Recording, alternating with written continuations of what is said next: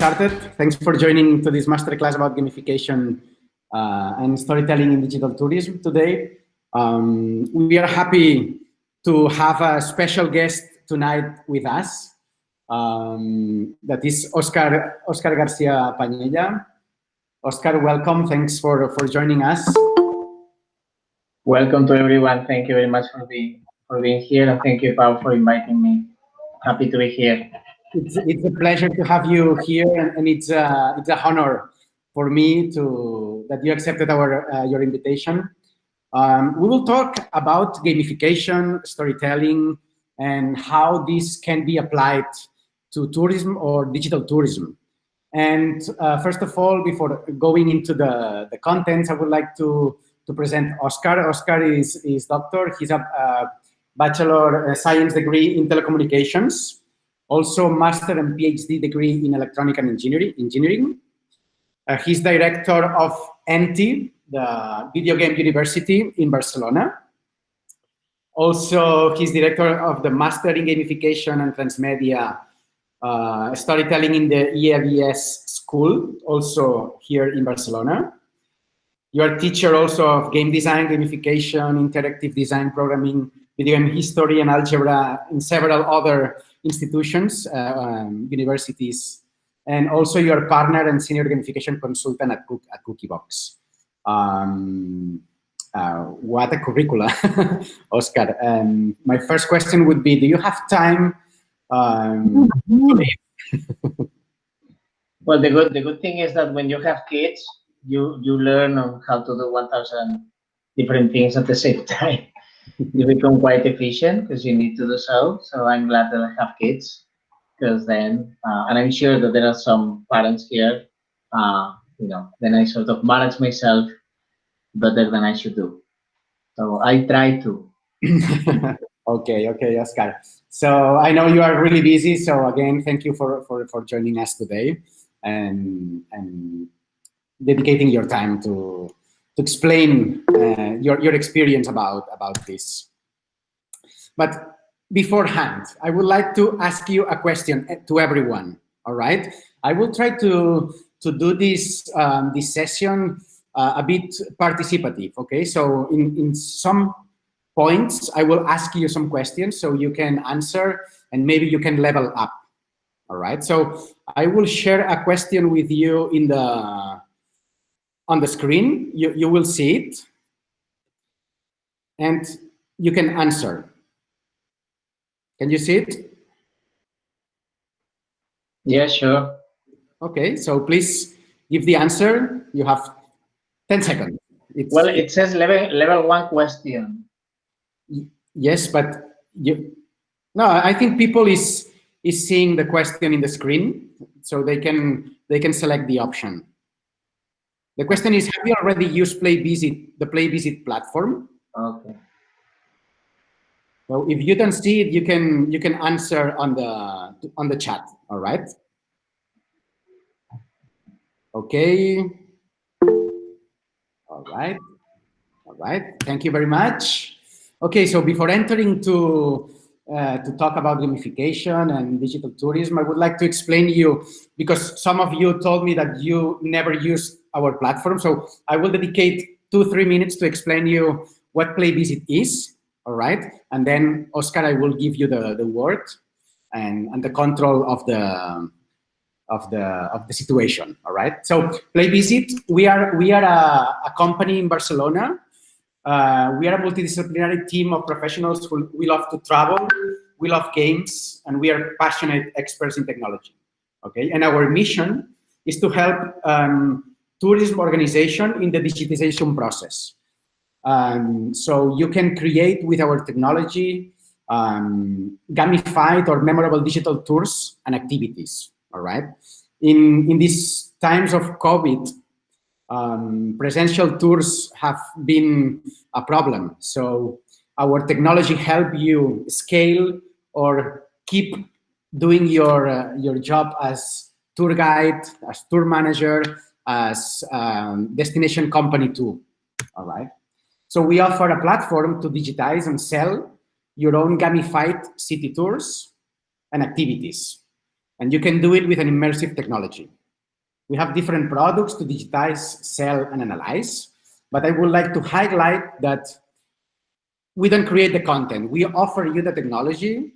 You can gamify your own tours. You can create augmented reality contents for your own tours. You can sell your own tours with our technology and analyze the performance with the PlayVisit technology.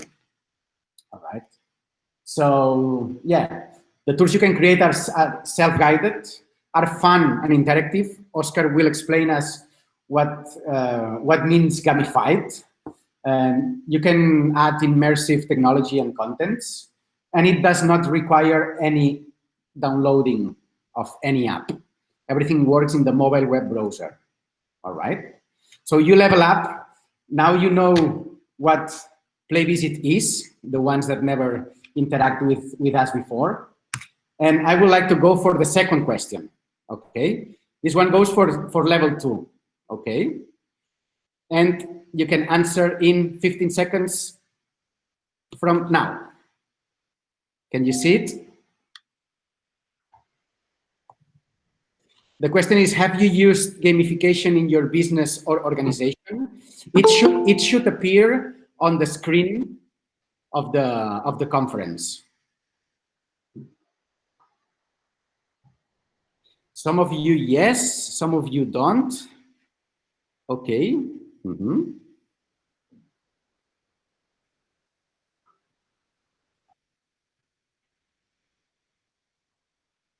Okay, you can see it. It should appear on your screen. Some of you can see it. Pau, can I interrupt? The questions appear under the polls, not on the screen. So maybe for anyone it can be useful. Yes, thank you, Engin. Yeah, maybe I had to explain this before. If you see the on the right side of the screen, you can see a triangle, a square, and a circle, and there you can see the questions. All right. You can answer later. So, okay. Oscar, it's time for you. What is gamification? What is storytelling? How can this help to create memorable digital tourism experiences? I'll give you the word. Enlighten us. I will be here. Anything you need, please tell me. But I will be sharing my screen, and I give you the control. All right? Perfect. Thank you very much. Okay, I'm starting sharing my screen. Then hopefully you can see it. Does it work? Do you see myself there? Yes, it works. It works. Okay, perfect. Well, thank you very much, everyone. Thank you very much to Pau, who I will, I've known from a long time so far, and I feel quite respectful about him. He's a true colleague, a great friend, a great person. If you know him, you know that. And I'm happy that I can share some time with you guys today here, and I am happy to see that you're here, because it's been a long day. Well, depends on where you are connecting from, but if you are connecting from our, let's say timetable, it's been a long day. So thank you very much for being here. I'm not gonna repeat, some of the stuff that was explaining about myself. I know that each of us has a curricula. We've been, working for a while, and then we can share some stuff. So first thing, I wanted to share was this knowledge reward. Knowledge rewards are good if unexpected, if working like surprises. I don't know. I don't know if you are aware about these lenses, these cards, quite famous on the gamification side for the game designers. These are the Art of Game Design lenses by Jesse Shell. I had the privilege to work with him for like 1 year. He has a beautiful book, very relevant book called The Art of Game Design. And the book comes with some lenses. These cards, these lenses, you can download them for free in your mobile. You have here the QR codes if you're interested. And you will see that the lenses are quite useful because there are lots of questions, interesting questions that you should take into account if you are designing whatever thing you are designing. So the first card that I want to share today is this one. Why are we here? The lens of the secret purpose. Why is it that we are doing this? And this is the first card. It's like first thing to reflect on that I wanted to share with you guys. And of course, I want you to collect it. So let's start our collection. We're going to get some cards today, and this is the first one that I wanted you to have. So why is it that we're here today? And I wanted to ask by playing a little bit, like Pau was doing. So let's play a bit. I shared a link on the chat. I can paste it there again. I want you to go to that place, to that link, and then we'll play a bit. Okay, so let me open the chat. Let me paste the link again. Just a second, because I have it here quite easy and it works. So here you have the link. Please go there, and then you can answer. And it's going to be quite super easy, as you will see. Just a second, because I will present that thing. Okay, you should see now. Why are we interested in gamification for tourism? Why is it that we are here today? So I want you to answer. Okay, can you please go inside and place whatever thing that you are interested in sharing? Does it work? First thing. Yes, Oscar, it's working on my side. Okay. Hopefully for everyone. Yeah, so the important thing is, can you click on the link that I pasted in the chat? Okay, it's working. Looks like it's working. I'm asking for, 3 keywords, but you can write, whatever thing you want. Because I'm just interested in knowing why is it that you are here today, and why is it that you think that gamification could be, interesting for tourism. Okay, so you have like 4 people, 6 people, okay, 7 people, 8 people. Perfect. We can see what is happening here. We have like data cloud, and we have like lots of different things here. Anytime, happiness, entertainment, fun, education, improve work, success, cheaper, interaction, participation, studies, business, uh, lots of things. Connections can happen. What else do we have here? We have like I see stories. yeah, stuff it. Oh yeah, stories. It's another one. Virtual tour. Yeah, game experiences, improve work. Now it's coming. Leisure, scavenger hunt, city exploration. Yeah, virtual tours, business. I see cooperation. Cooperation. Yeah, you're right. Yeah. Cooperation. Well, it looks like it makes sense for the majority of the people because it could be a way to improve, the fun factor that we have in our touristical experiences. At the same time, we will entertain people. They will, get more successful, let's say, stories within the touristical designs, better game experiences. We are gonna implement leisure and blah blah blah. So everything that you're writing now makes sense. I'm happy that everything makes sense. But the fact is that right now, so far, we are experiencing a total VUCA situation. And I don't know if you are familiar with this acronym, VUCA, which means volatile, uncertain, complex, and ambiguous. We are experiencing the hugest VUCA situation of all times. This acronym was invented during the Cold War, so during the 70s of last century. This acronym was also used 20 years ago when we had, the collapse of the 2 towers in New York in September 2001. Everything came again, sort of preventive measures. Everything can change in just 1 second. Everything is so volatile. You just don't know what's going to happen tomorrow. Everything is so ambiguous. Well, what we are experiencing this year with the COVID-19 situation which is a huge emergency situation that is, killing people on the side of the virus, but it's also causing a lot of trouble in lots of areas, and tourism is suffering a lot.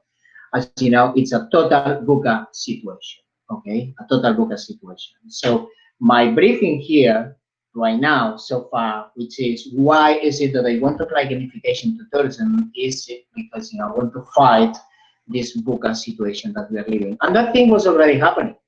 That thing was already happening. It's not really new. I mean, 1 year ago, in September 2019, we could see in all the TVs of the world, everywhere, in all the newspapers, that the oldest agency in all the world, Thomas Cook, with 600,000 tourists coming from, England, sort of dispersed all around the globe.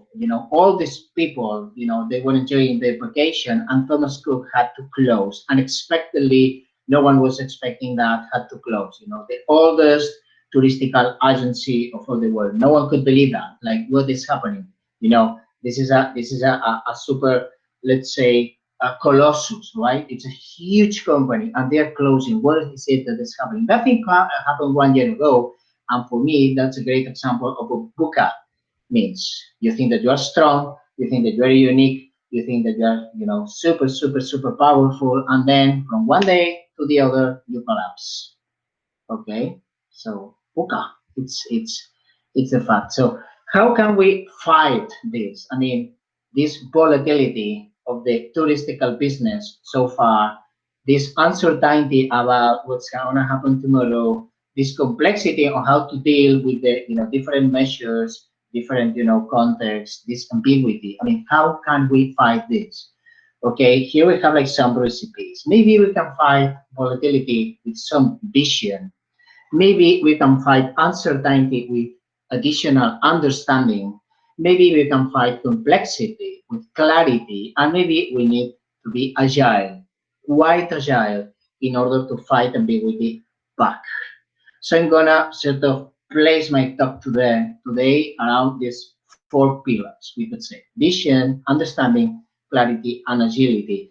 And these are the real, let's say, reasons that I think that sort of allow us to think that gamification could be a good solution, because we need to fight VUCA, okay, which is what we are experiencing right now. So let's just start with vision, our countermeasures, vision.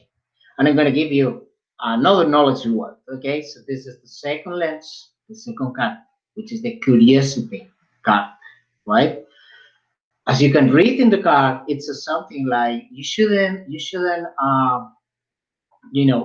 think of your game, your touristical solution, your touristical setting, your site only, but you should place yourself on the side of the player interest, the motivations of the people. So you should ask yourself, which ones are the questions that my game, my theme, my touristical gamified solution is putting on the minds of the people, right? What am I doing to sort of make them care about these questions? Or what can I do to make them invent even more questions? Because we want to reinforce curiosity. We want to reinforce curiosity. So this is the second card for recollection, and let's talk a little bit about curiosity. Curiosity in the sense of knowing a little bit more about gamification, okay? I am not exactly sure on how many people knows about gamification. I've seen some of the people answering on the chat. That was one of the questions that Pau had prepared for all the attendees. But I understand that there's some people attending that they come from gamification. I understand that there's some people that they come from, let's say, tourism. They come from other places, and they're interested in, they're curious to know some game design tips. So this vision that we need to fight this volatility, okay, I want to convert it into curiosity for game design tips. Games don't need to be necessarily video games. So this is one of the common errors, right? I want to do something in tourism, and then I will have a great huge budget because I need to buy a lot of technology because it has to look like a video game. This is one of the common errors. You don't need to create a video game. There are many forms for games, and you need to, pay a closer attention to the budget and see, what you can do and what you cannot do. The second thing is that games can drive behavioral change.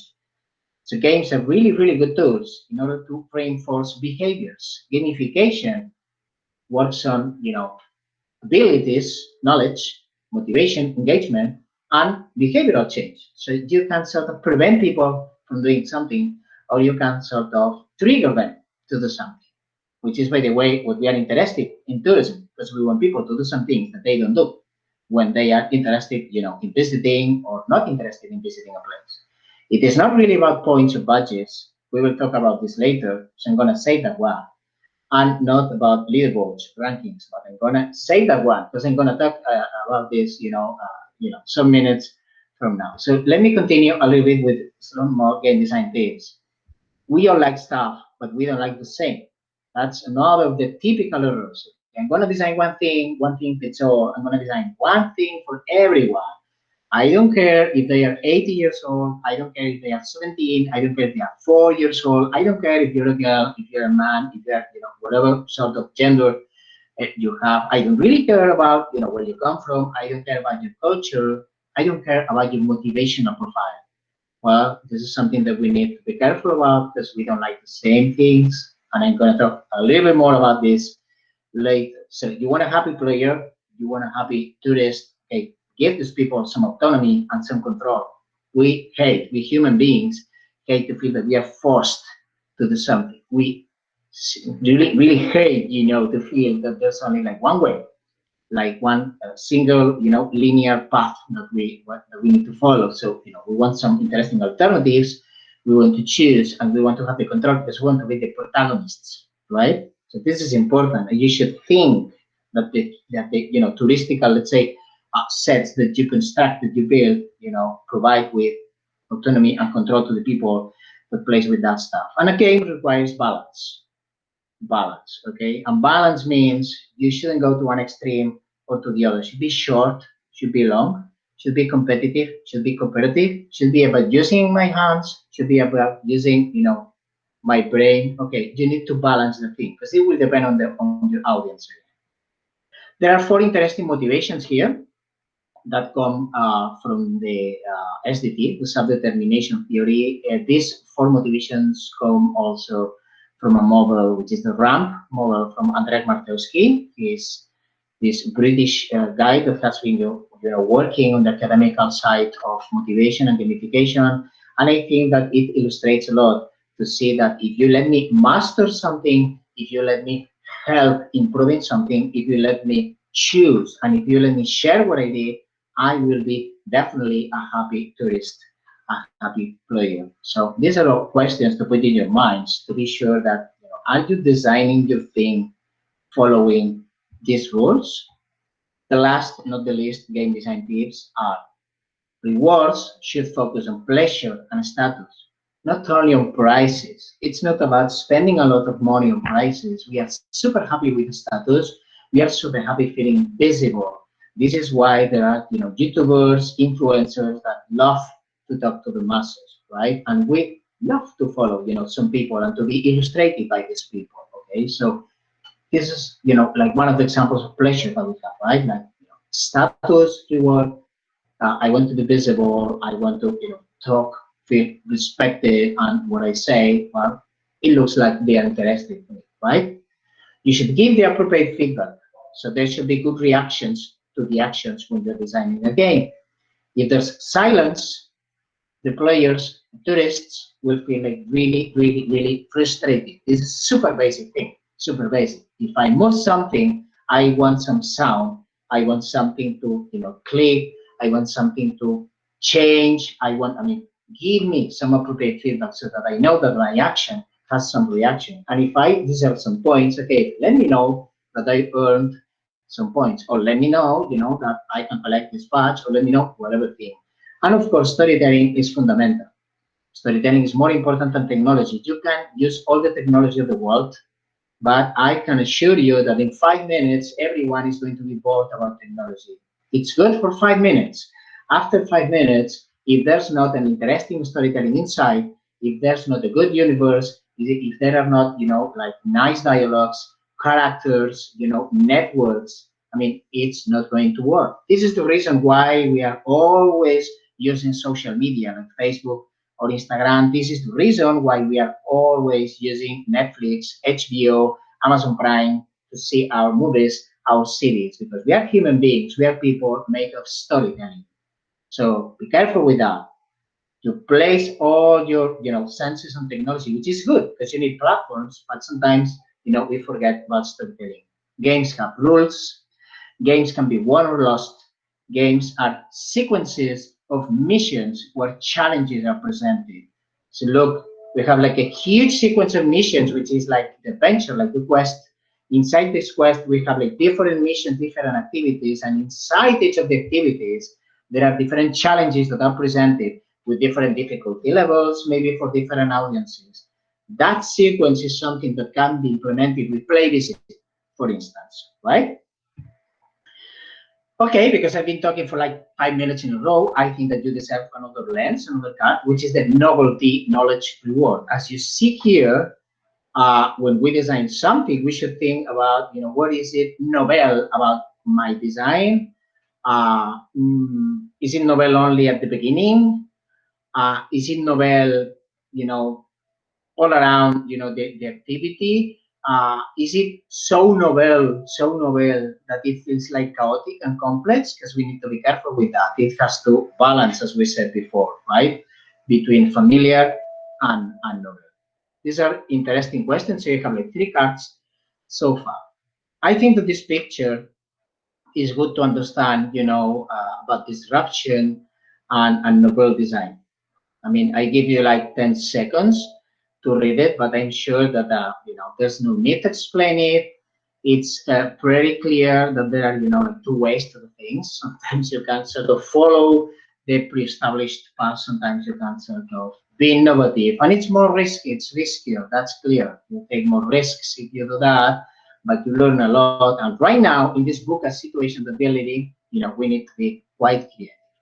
Let me give you a couple of examples that I found that I really, really, really like of, let's say, tools, businesses, products that can be used in, let's say, connection to tourism. So at the left side, you have the Chantry. The Chantry, it's a video game for the PlayStation VR. So it's a virtual reality video game that you can play with the PlayStation console.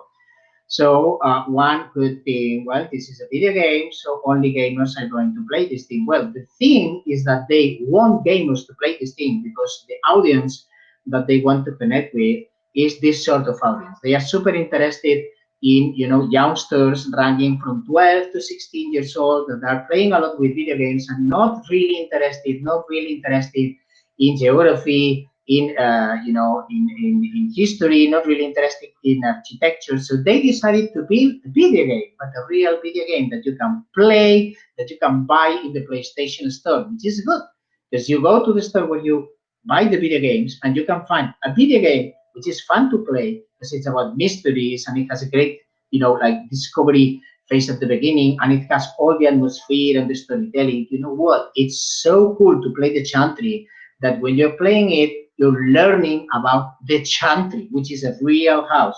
It's a real mansion and it has a lot of storytelling, real stories in it in England.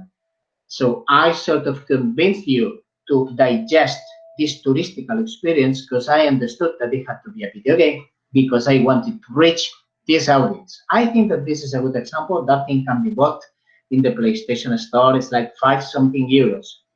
If you go to the right side, you can see Posterini, which is a t-shirt game. This t-shirt game is really, really curious.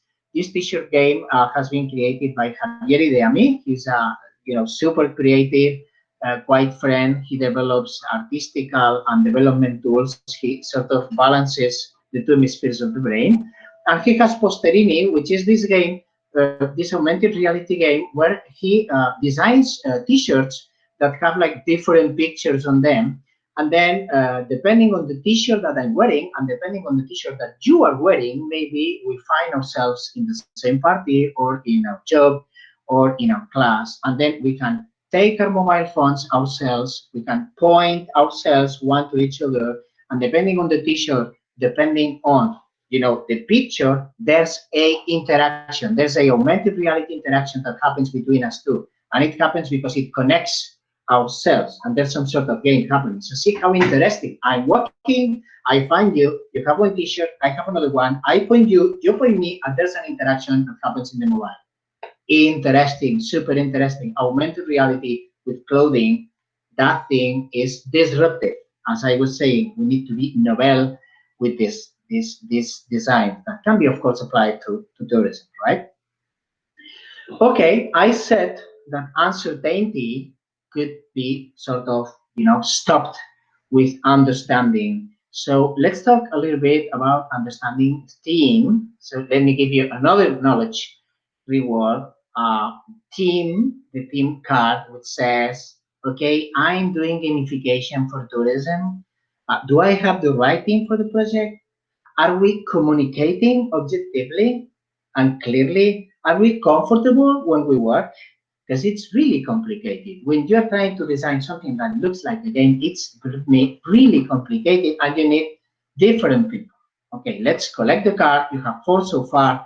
And here you have picture snapshot where you can see all the superheroes of the world. You can see all the superpowers of the world, because this is how we are. We are like that. I mean, if I took a photo of everyone that is attending this workshop right now, I am sure that they will get something like that, because I have lots of superheroes. Everyone has some, you know, like, let's say, competencies, some powers, but we're different, and we need to work together, which is a good thing, because we need a lot of multidisciplinarity if we want to create something like a disruptive experience. But it can be complicated. It can be really complicated. And it's not only about the team, but it's all about the player. So also about the player, because we need to design for people. We need to design for people that is not us. By default, we will design for us, but we need to be very careful, because if we design for us and the market doesn't like what we like, our solution will not work. Even if we put all the passion of the work, it will not work. We need to design for the market, for the players, for the people. So what is it that they like? What is it that they don't like? What do they expect to see in this, you know, touristical attraction or touristical game? Could be an alternate reality game. It could be a location-based entertainment game. It can be many things. If I were in their place, what would I want to see in a game? So I need to be empathic, right? I need to be empathetic, right, with the people. What is it that they like or dislike about my game in particular? So I need to, you know, put my ego apart, ask to the people when I'm playtesting. I mean, if they say, I don't like this, I don't like this, I don't like this, okay, I should listen and I should change that, which is other of the problems, because sometimes we feel like artists, we own our creation, and we really hate someone saying that what we did doesn't work. This is another of the problems that we have in this, you know, in this industry. So you collect the player card, and now let's play a game. So I want you to play a game, and I want you to use one of these games. There are 4 options, because there are 4 video games and there are 4 board games. So we have like Lego, Star Wars, and Uno. We have like Super Mario Kart and Pictionary. We have Rayman Legends, Rayman Origins, you could choose. And Cluedo, if you say it in Spanish, in English, it's Clue. And we also have WoW, World Warcraft, and Risk. So maybe we can come back to the game. And I want you to go to the link that you were using before. And I'd like you to, you know, answer, you know, which one is the, let's say, the couple of games that you like. If you don't know about video games, don't worry. You can choose on the basis of the board games. If you don't know about board games, don't worry. You can choose on the basis of video games. But I want you to choose, okay? You have 4 options, okay? So start choosing, please. Okay. I need more people to vote, because then we will see the bars moving. Okay, the bars are moving, definitely moving. We are measuring the temperature of the audience right now in terms of, you know, the criticality or interest in many games.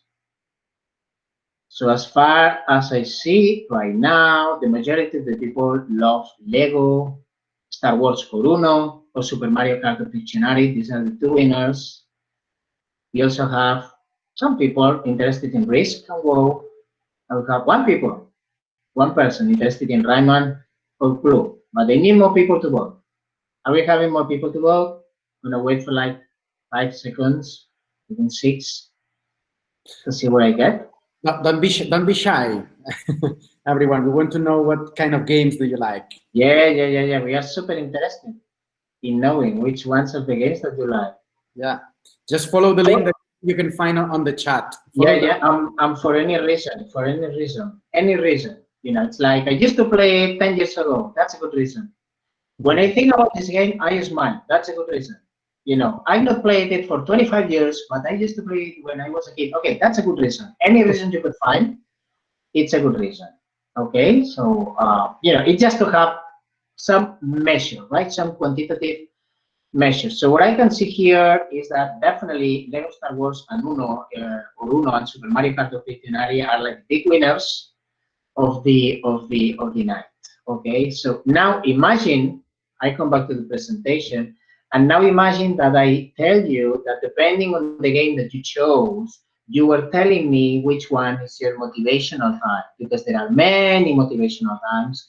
We have, you know, the first, let's say, set study of motivational types of player types that was delivered by Richard Bartle 20 years ago, more or less. He would talk about 4 types of people in terms of what they do when they play. And he would say there's people that likes to achieve, there's people that likes to kill, there's people that likes to explore, and there's people that likes to socialize.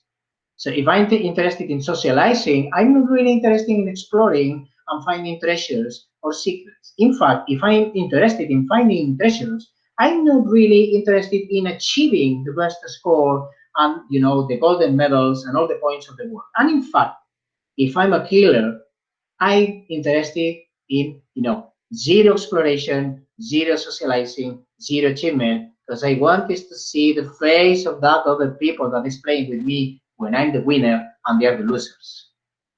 Okay? That thing that started 20 years ago with these preliminary studies from Richard Bartle has evolved a lot. And when you were choosing a game right now, you were telling me a little bit about your interest, just a little bit, because I know that this is not a scientific test. But the people that chose Lego Star Wars or Uno, I might say that they are killers. The peoples that chose Rayman or Clue, I might say that they are achievers. The people that chose Super Mario Kart or Pictionary, I might say that they are more like socializers. And finally, the 2 people that chose WoW or Risk, I might say, okay, you are true explorers. And I cannot design the same game for everybody because it's not going to work. Okay, well, we were already playing, so that thing is already done. Now imagine that I come with all these, you know, macarons, with all these cookies. Imagine that I come with all these cookies, and imagine that I let you choose. I mean, it's like, you know, it's 7:15 right now. Maybe you're a bit hungry, so you're super happy. That was a memorable surprise because I came with all these cookies. That was unexpected. You can choose one, and there are different colors, so you can choose the color that you like. That's memorable. That's a real surprise. You know, that's like a touristical attraction should be. It should be like that. There are many options. I can choose the one that I like. I'm so happy.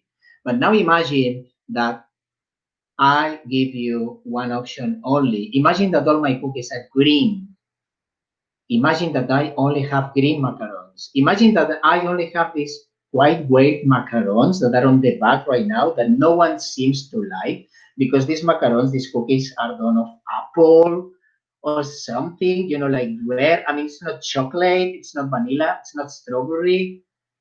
What would be the change in the experience? Well, it's not really memorable, but more miserable because I'm giving you a cookie, I let you choose, but there's only one option. And because there's only one option, you cannot choose really. I mean, there's only one cookie, which is the green. So weird that you don't really want to eat it. And maybe you're hungry, but you're not taking the cookie. So you know what? My surprise that wanted to be memorable, it's miserable.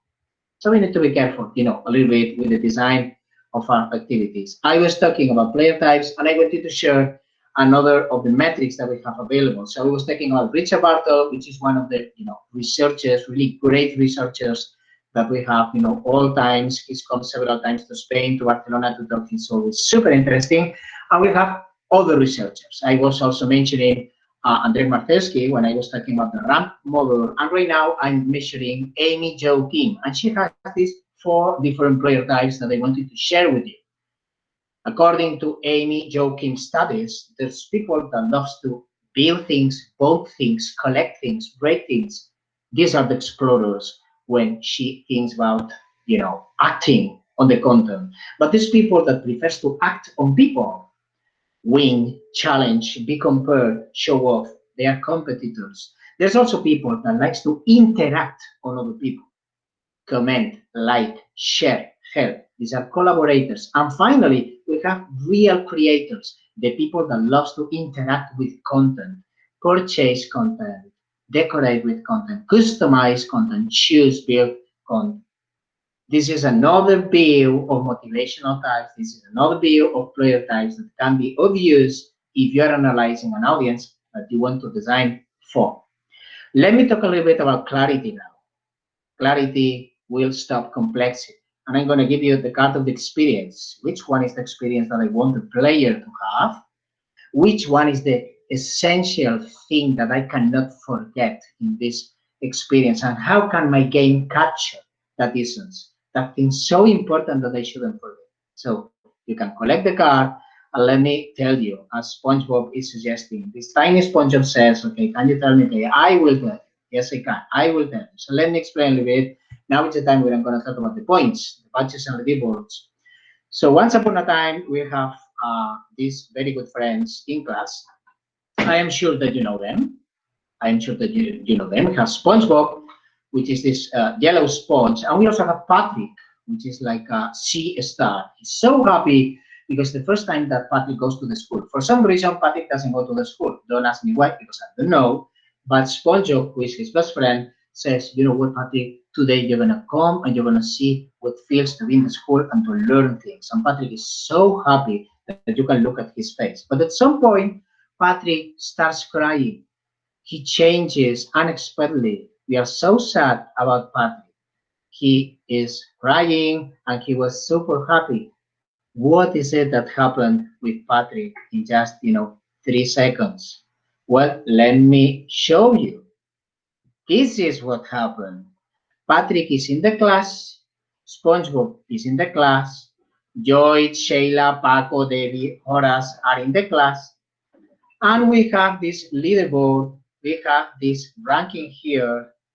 We have a lot of stars spread out around the people. In fact, SpongeBob has, the majority of them, and Patrick has 0, nothing. This is what can happen with a ranking, that you can frustrate a lot of people, because there's people that, they look like gods and goddesses, but the majority of the people that are down in the list, they're so frustrated. So look at Patrick. He's not really happy with the ranking and with badges and points. He's not really happy. In fact, at some point, the professor, Mrs. Whale, she decides to do something and then look at SpongeBob. Well, Mrs. Whale decided to do something that I'm sure that they are thinking about right now, which is, you know what, I'm going to take one of the stars of SpongeBob and I'm going to give it to Patrick so that Patrick is happy and SpongeBob shouldn't mind because SpongeBob has a lot of stars. So it should be fine because they are friends. But SpongeBob is not really happy. You know why? Because this star is one of his trophies. This trophy means that he did something that Patrick didn't, because Patrick doesn't go to the school. Can you see how complicated is all that when it comes to badges, points, and rankings? So be careful with what we call PBL, points, badges, and leaderboards, because it can be so complicated. Instead of that, you could play Among Us, which is like one of the examples that I wanted to show today. Among Us, I am sure that you've heard about it. Here we have like the trailer, but Among Us is this beautiful game that half the planet is playing right now, that consists of a cooperative game where every person will have an avatar, and there's one of the persons that is like the impostor and is trying to kill the other players. And you know what? You need to play with the rest of the people to know, who is the impostor, who is not. It's about exiling the impostor, as you can see here, right? I mean, it's super easy game. It's a game that was created 2 years ago, and there was just a few people playing it. I mean, the majority of the people they wouldn't know about this game. They had no real idea about this game. And you know what has happened? That half the population of the world is playing Among Us right now. I mean, even the gamers that play much more complicated games are playing Among Us, which is a good example of a casual game that anyone can play, right? With not a lot of knowledge in video games. Well, the thing is that we are confined. The thing is that we are suffering the COVID-19 situation. The thing is that we need to meet with other people. We want to cooperate with our mates. We need to do that from our home. And this game is offering the kind of experience that I think that is a good example of the experiences that tourism could give to people when living this sort of situation that we are suffering right now. So I think that it's a very, very good example that, believe me, is succeeding because of the COVID-19 situation. It's crazy, but it is like that. Different situations, different needs. Let me talk, just to come to the end, about agility. Let me give you the card of the 4 axes. We have 4 axes when you are applying gamification. We have technology, you know that. We have aesthetics, which means art, because things should be inherently interesting. We have psychology, which is game design. It's what gamification is, we could say. And of course, we have narrative and storytelling. So technology is not everything. Technology is only the 25%, right? It's only 1/4 of the solution. I used to, learn about computer with this Sinclair that you can see here. This is a CX Spectrum from Sinclair. This is a British computer that was released in 1982. That was my first computer. I learned to program with that computer, and it wasn't super fancy. It wasn't super usable. In fact, it wasn't that robust. In fact, it was complicated to be used. But you know what? We had that computer. It was the only thing that we had, and then we were happy. We are super happy. But what is it that we have in 2021? You know what? We have a lot of possibilities when it comes to technology. You know that. It's crazy. We have all the possibilities of the world. So which one is the difference between then and now? I mean, is it about technology? Well, not really, because in 1982, I had technology only one option, and because it was the only option, I was fine with it. But 40 years after that, I have so many options on technology that it is not about technology only when it comes to deciding, right? It is about the 4 axes that we were talking, right? I've been talking about balance. I've been talking about balance many times during the presentation.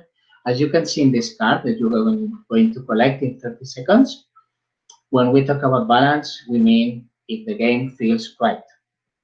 If this super great touristical design that I'm thinking about feels right, because sometimes I've invested a lot of time in my design, my ego is there, and even if I have 10 people saying, you know what, that thing should be changed because it doesn't really feel right, okay, I do not listen.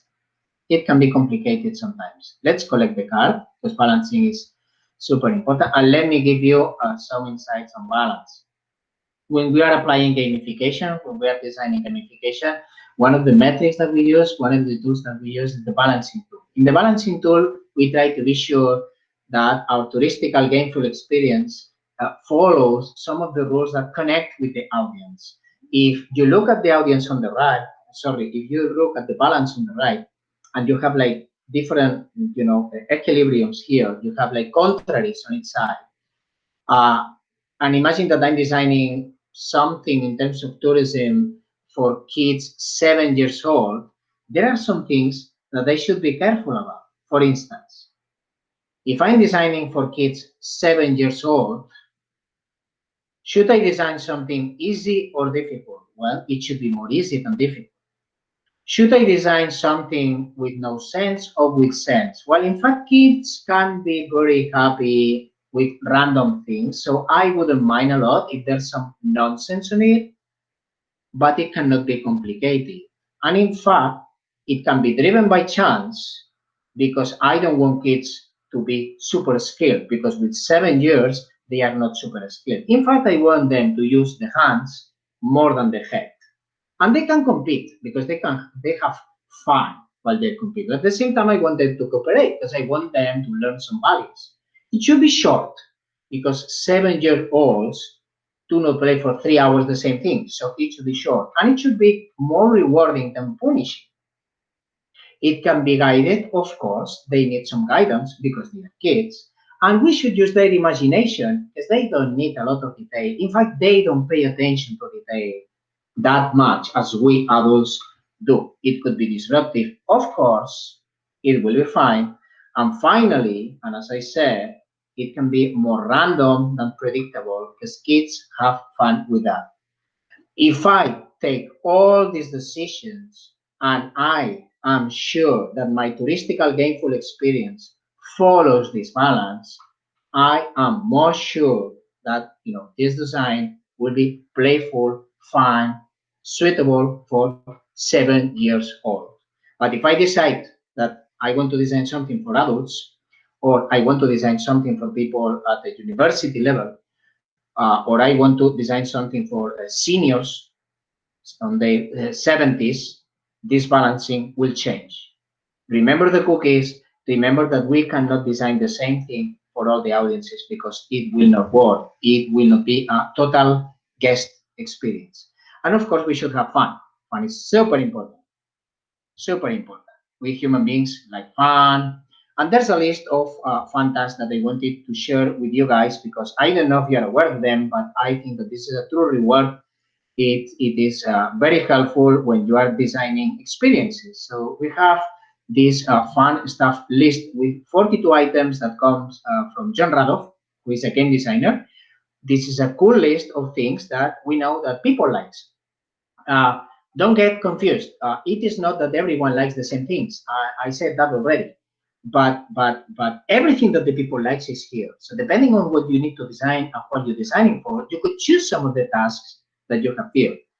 Like, I don't know, romance can be fun, of course. Being a hero, of course, it can be fun. Listening to a story, of course. Competition, mystery. Being scared can be fun. Exploring a world can be fun. And imagining a connection with the past can be fun. So these are all examples of someone that did research, someone that decided to provide us with this beautiful list that I wanted to share, because it's quite understandable and it's quite useful. Believe me, when you're trying to design something, you can choose the tasks from here. But remember the balancing that we said, and remember, your players, your player types, the people that you are designing for. This is what gamification is about. Don't forget the fun, of course. Let me reach the end of the presentation, talking a little bit about the importance of transformation. We should be able to, drive behavioral change. We should be able to change people for the better, not change people for the worst. So transformation is really, really, really important. Transformation is connected to empathy. I love this graph. I love this image. I think that it is pretty clear. As you can see, it's like a measuring of the degree of enthusiasm that we have at concerts in decibels, right?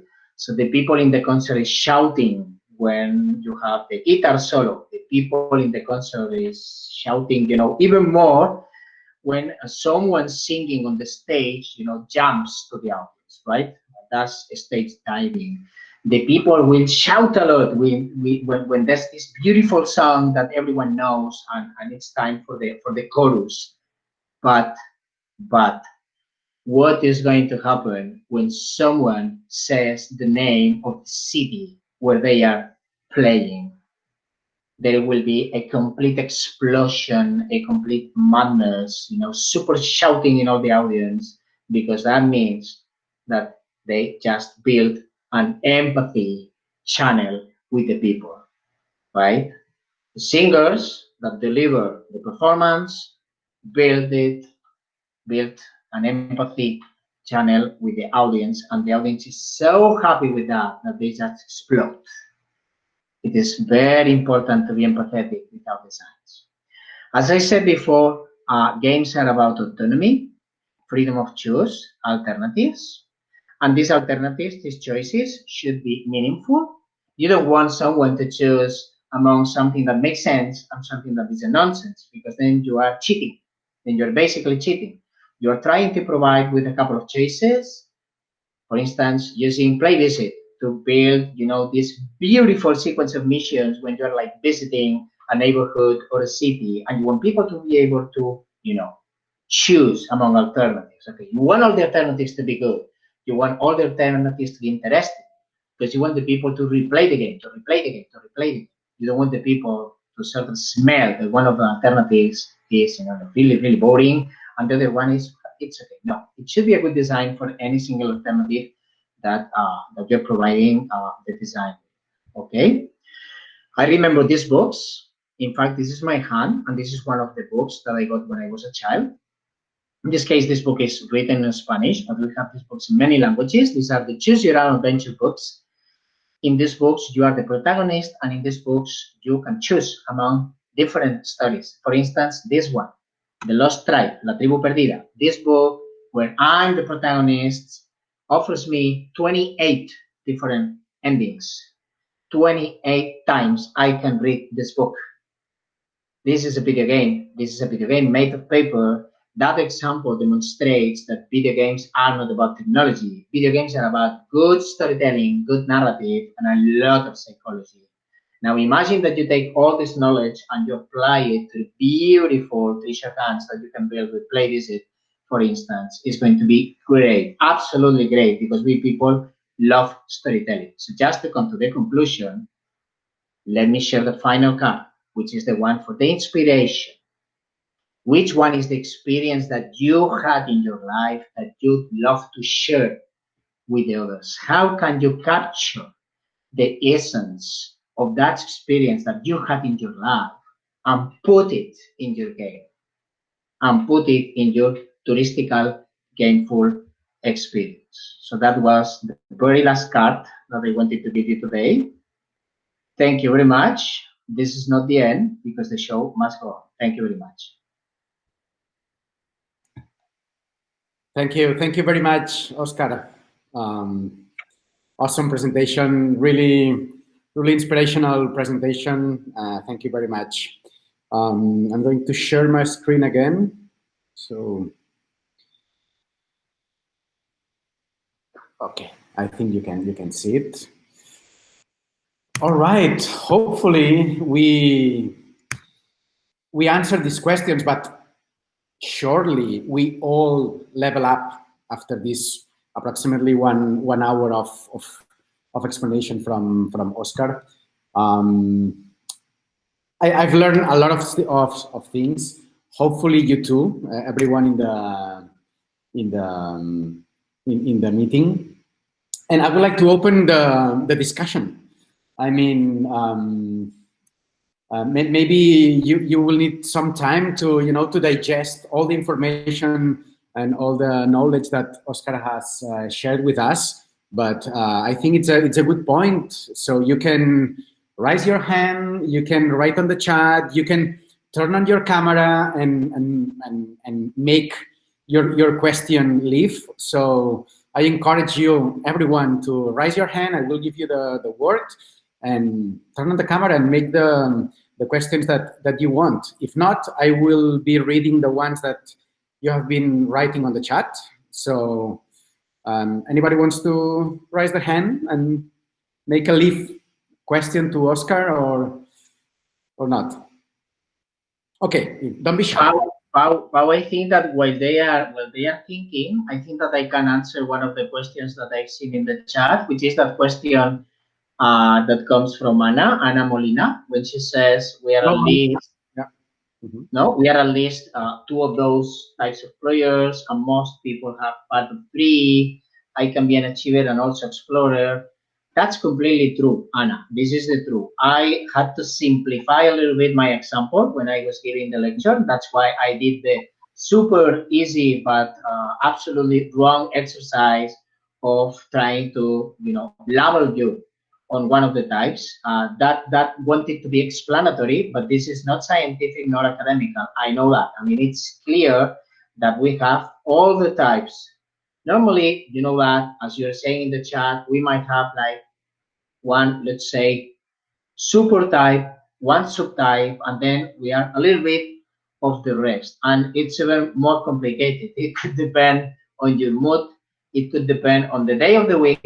It could depend on what happened this morning when you were working. That your player type this evening changes. So yeah, I completely agree with you, Anna, that the player types can sort of change on the same person, and I agree completely that we can have a bit of anything, right? So we have like percentages. So yeah, I agree with that.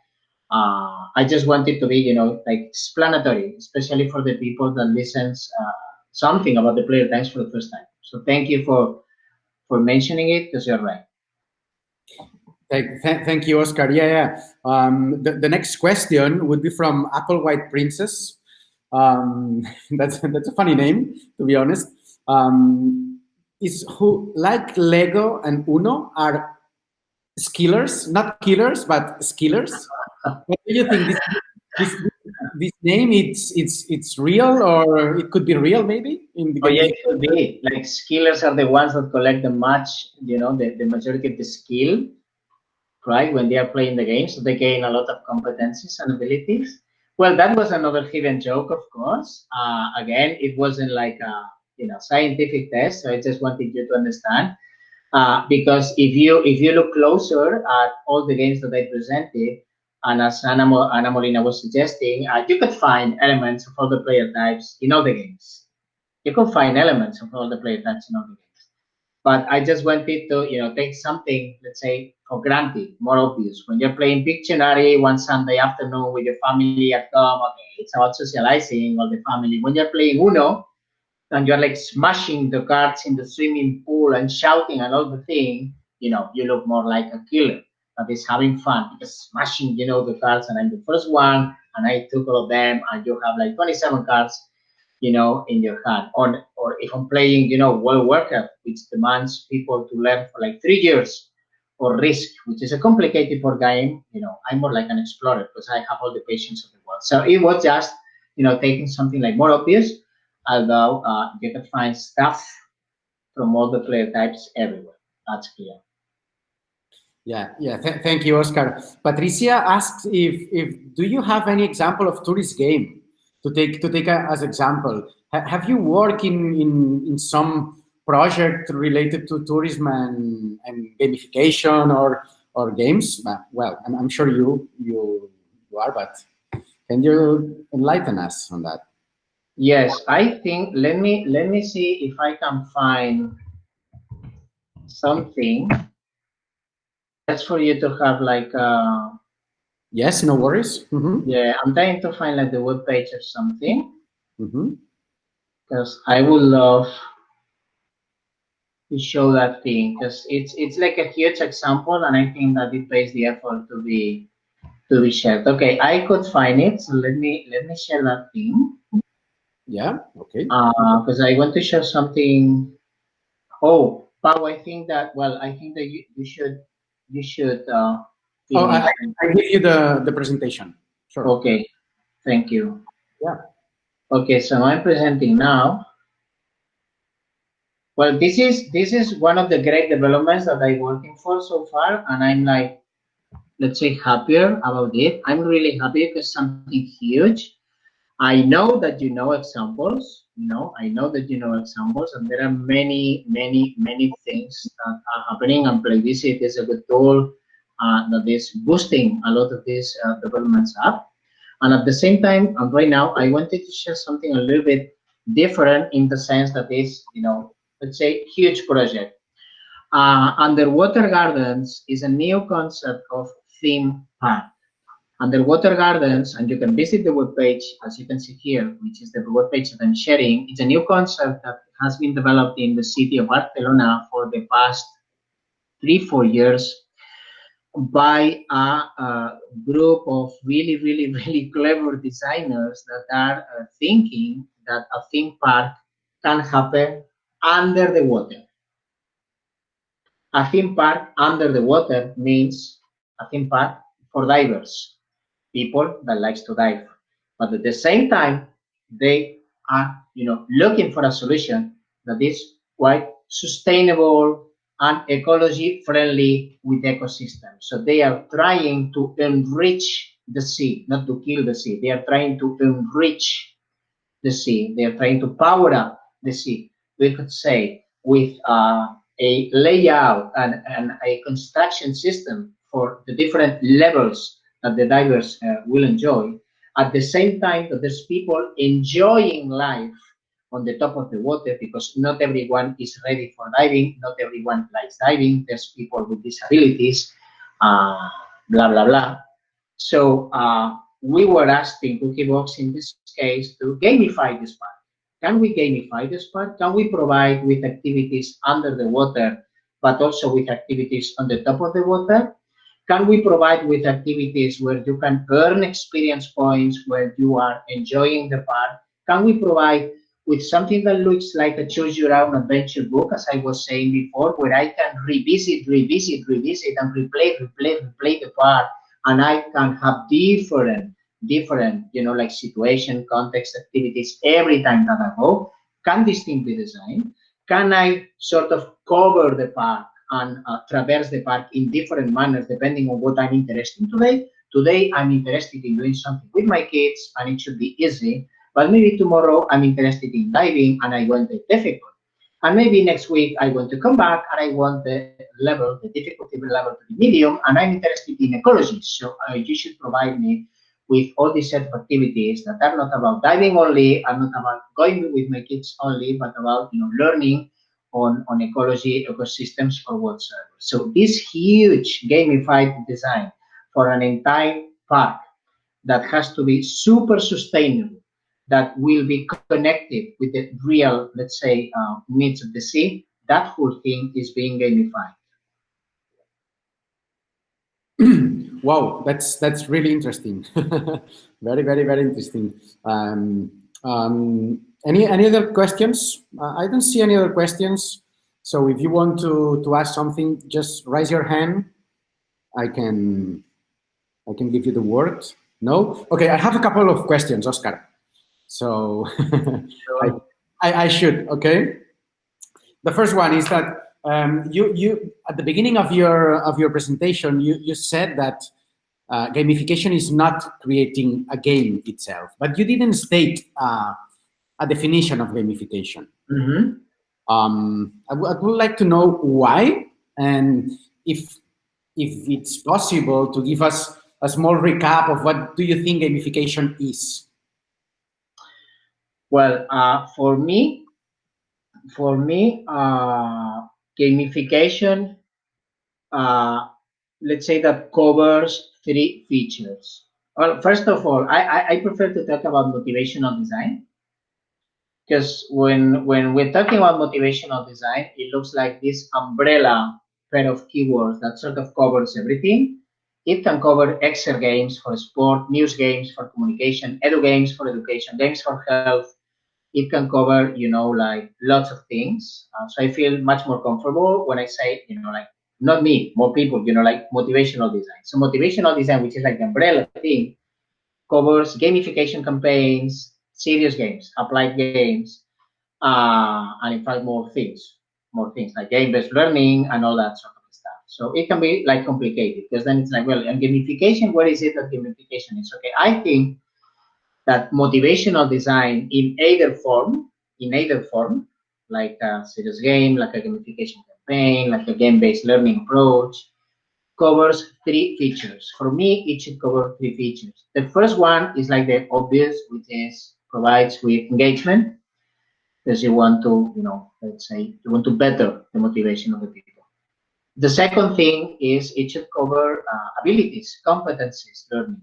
Because people is there to learn something, because you want people to do something, but sometimes you don't teach them how to do it. So you should teach them, and you can teach them with something that looks like a game, at least in terms of experience, although sometimes you don't feel that you're playing, right? But you're having fun equally.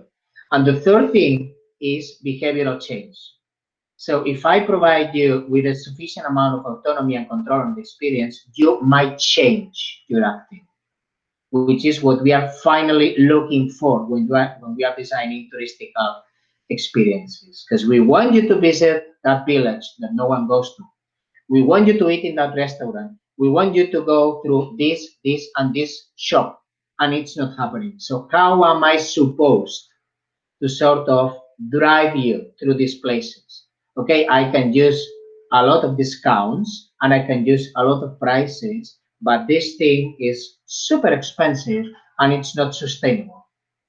Because if my neighbor provides with a heavier discount than I have, okay, I'm killed because there's someone else giving a better price than I do. I mean, it doesn't make any sense.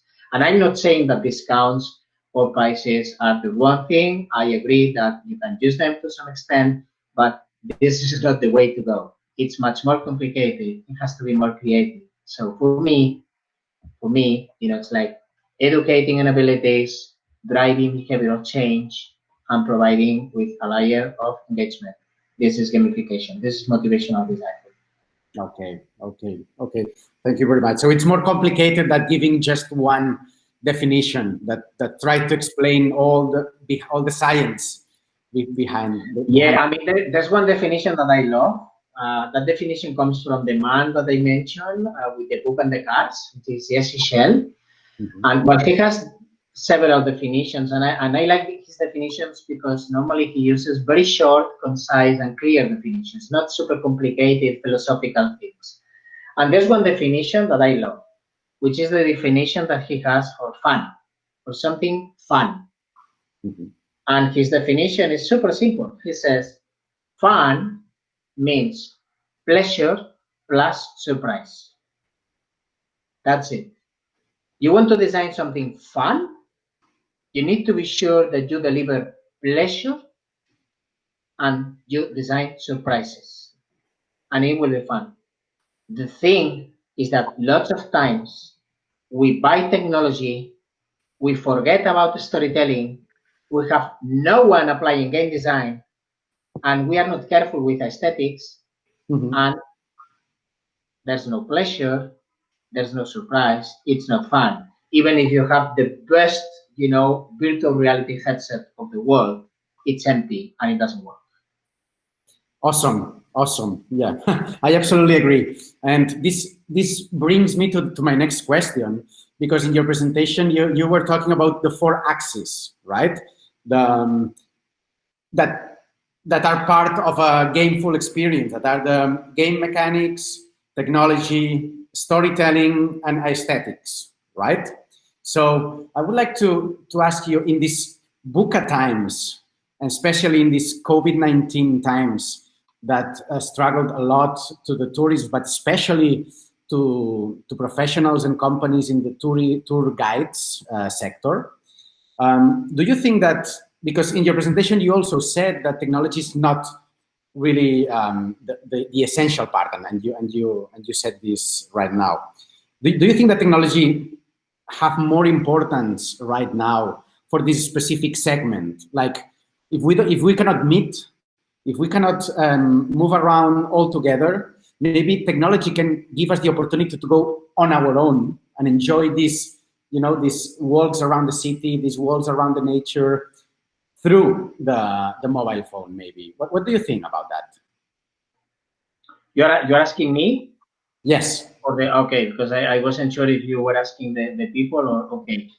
So, I mean, I could have focused my lecture on giving examples, but to be honest, I think that this is the easy part. If you browse the internet, you will find lots of examples. I mean, it's not complicated to find examples. Augmented reality examples, virtual reality examples, co-creation examples, very good examples. I mean, the examples that you have with PlayVisit, I was like more interested in giving like some of the, let's say, loss, the underlying loss that normally you're not really taught about that, right? And then you start committing all the errors that sort of come if you only look at technology. When I was talking about the 4 axes, I said, okay, technology is the 25%, And the other 3 are the other 25%. So everything is equally important. I'm not saying that technology is important. In fact, technology is equally important than narrative, than aesthetics, than psychology. The problem is that we tend to forget that. The problem is that we focus on technology only, which is important, but then we don't have all the superheroes in our team to write good stories, to draw beautiful things that sound well, and at the same time to provide with the psychological triggers that we need, which, by the way, it's a science called game design that students learn at the university during 3 years. It's not easy. And if you go for a master, for instance, it will take an entire year of your life to understand what game design is. So it's not easy, which is not a problem, because technology, developing it, it's not easy. Writing beautiful stories or scriptings for series on TV is not easy. I mean, we all understand that this is not easy. Okay, it's the same thing with game design.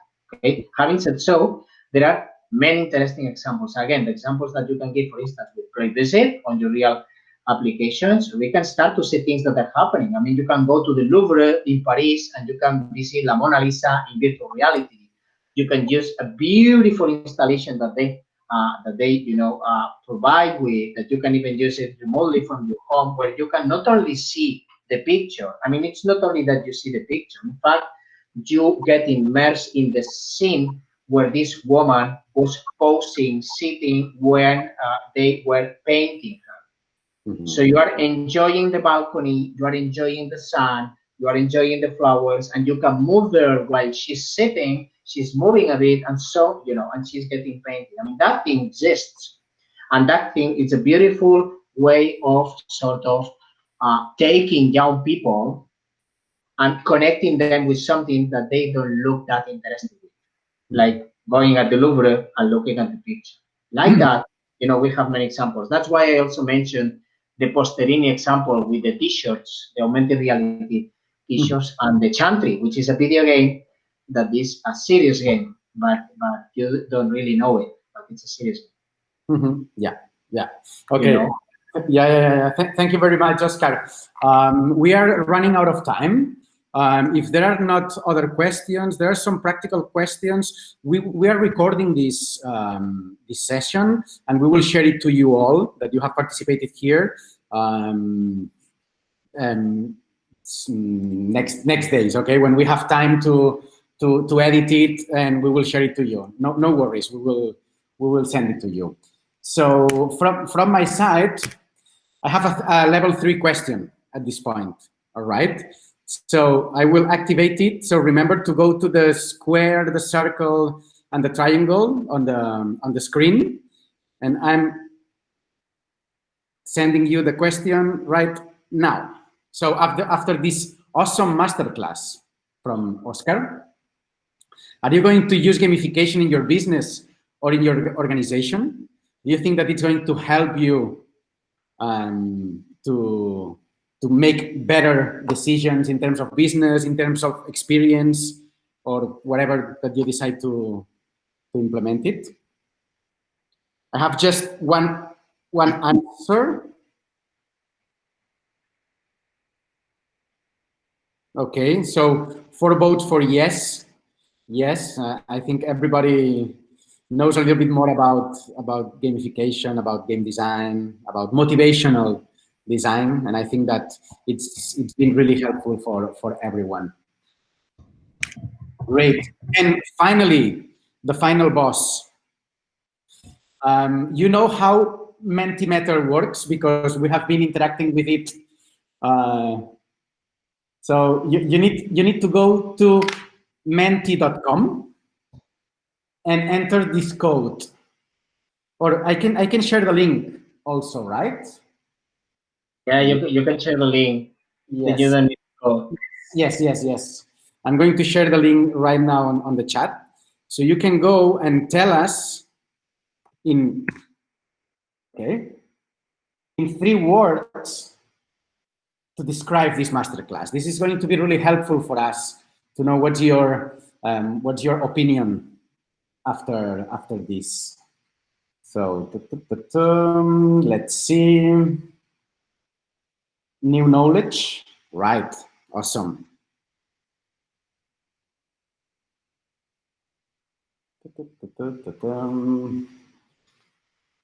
Don't be shy. Mind-opening, inspiring, educative, fun. Right. New knowledge. Okay. More words, more words. Enriching. Nice. This is a nice one. Motivating, surprising. That's cool too, Oscar. Yeah, I think so. We love to surprise people, right? Yeah. Yeah. So what surprises and pleasure, as we said. We love, yes. Yeah, we love yes. Innovative. Great, great. Okay, keep writing, keep sharing your words. And from me, just to recap a little bit, we are in VUCA times, as Oscar said, volatile, uncertain. We need to be novel. We need to be innovative. We need to be empathic when we are creating a gameful experience. We need to think on what we are designing that somebody's going to interact with. So we don't think what we love, but what who is going to interact with it loves. Motivational types and the 4 axes. Again, technology, it's important but not essential. It's 25% of the 4 axes. Technology, aesthetics, game mechanics, and storytelling. We love storytelling. Everybody loves to tell stories, but also listen to stories. Balance, it's another important concept from Oscar. Just try to balance all the decisions that you make. Think about the fun stuff from Radov, the 43 things that are fun when you want to start designing your own gameful experience. John Radov help us with these 40 things that are fun. And again, one of the most important things is storytelling. All right. So there's another question, the last question, because we are, Sebastian, at which player type points PlayVisit?